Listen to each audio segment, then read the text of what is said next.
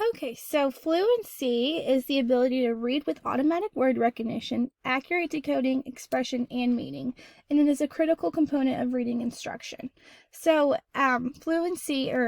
punctuation is an important part of fluency. So, question marks, commas, exclamation points. So, an assessment like the one that I have pulled up right now is a great activity to get kids to know when to use question marks, when to use exclamation points, and when a period is necessary. So the first one, the car is red.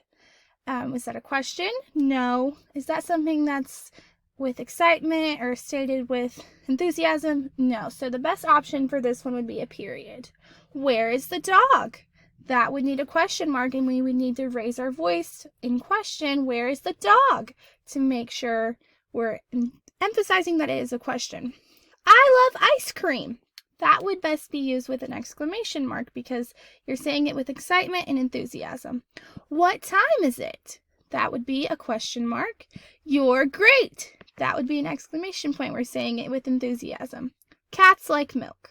That would just need a period because that's not a question or something said with super, oh, that's very exciting. So that would just need a period. So this is a great way for students to be able to tell which punctuation they'll need. Period, exclamation point, or a question mark.